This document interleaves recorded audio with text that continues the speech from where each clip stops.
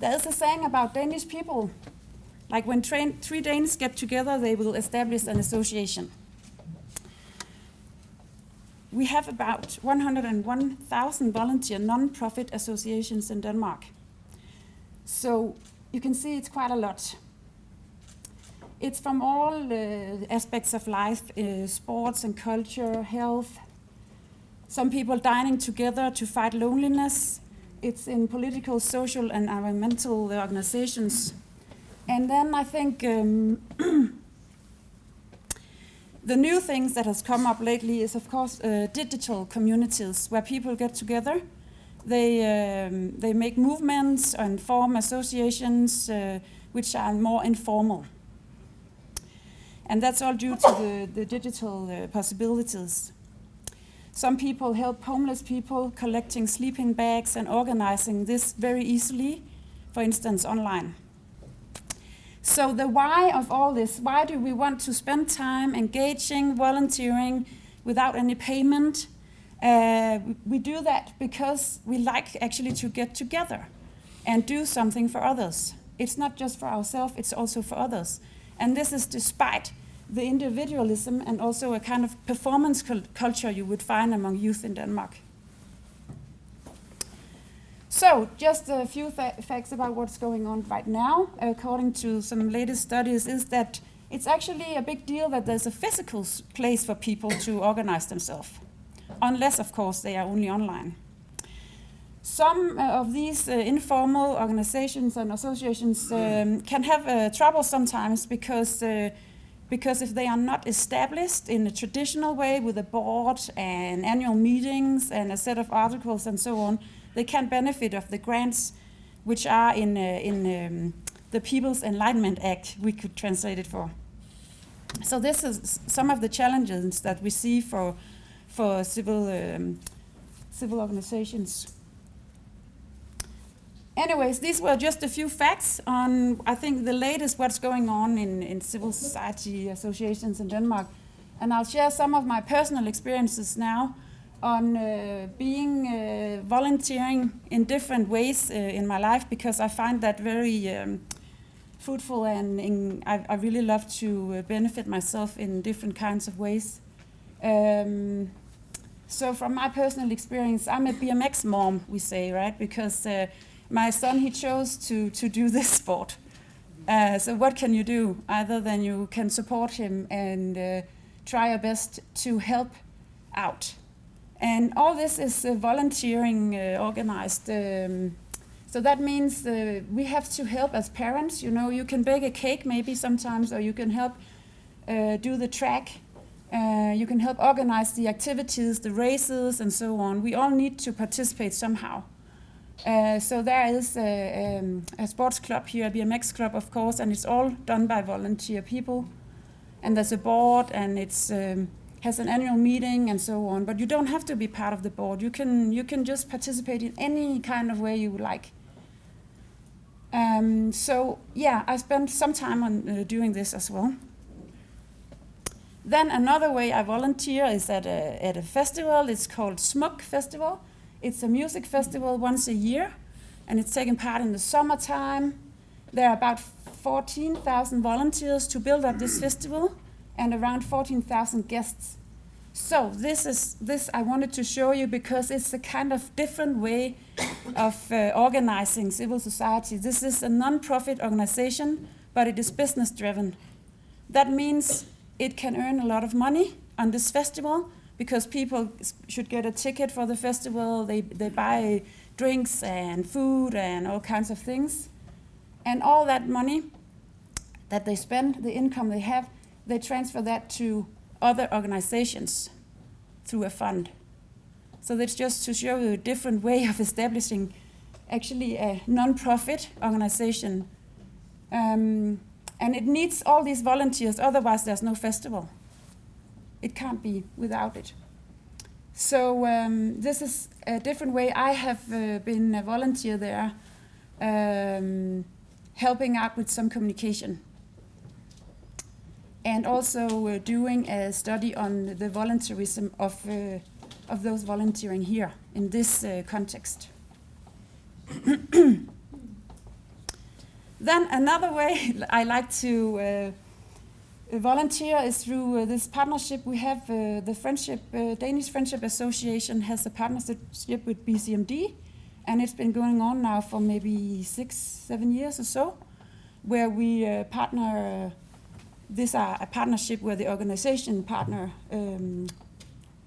It has to be based on the organizations, so it can't be me just privately. And then we can get a funding from a fund in Denmark that's organized through the Danish Foreign Ministry. And I've been here together working with the lovely staff of BCMD, and we've been training youth on media and democracy and civil society through different activities.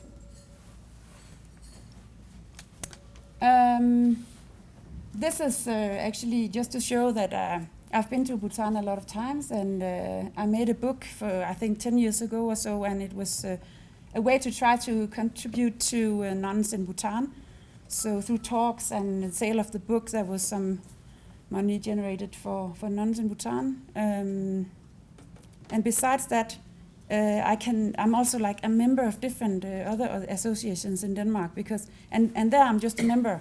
I don't have to do work, all the time. I can just be a member of the swim club and then come once a week and swim also. Yeah, so just a little about how this is rooted in our Danish culture and history. I think this is the way we explain how we have that society we have today with all these non-profit associations. It's because it's part of our story and culture, and also this culture of trust we still have, which we are famous for also in the happiness context, and then a strong culture of cooperation among NGOs, CSOs, the private sector, and the local authority. That's how it happens. I like this quote, and I like to show it to you because I had to read about this guy when I was a journalist student, because it had to do with how we think democracy could be, maybe ideally how it could be, but definitely also as a way of life, how we actually try to put this in practice. So it's not only about voting, but also a way of life. This is how he looked at it. Hal Koch, he was a democracy advocate, and I don't know how to say theologian. Yeah, so democracy is not only a form of government, democracy is a dialogue, and it's a way to act and way to treat others, where the respect for the individual, the community, the environment, and the entire society are essential, and where prejudices are challenged and arguments move opinions. So this is kind of an idea we have. I'm not sure we follow this all the time, but at least it's an ideal that democracy could follow this, be more like a dialogue. I used to work in this school. Actually, I was a teacher there. It's a folk high school, and that's also, it's like, as you see, 127 years old, so you see how it looked before and now. Not much has changed, only the garden, and of course the society around it. At that time it was made to actually make a civic education for primarily farmers. And that was because they were not allowed to they couldn't go to the normal school systems. So there was a movement around this. We call it civic education. And it's still going on today. Just now it changed, of course. Now it's only mostly youth who comes there before they go to college or university. They have a half year maybe here before they go and decide what they want to do with life. So at this school we teach a lot of democracy skills in practical terms. So it's not just talking about it, they also have to find out a lot of things on their own in this school.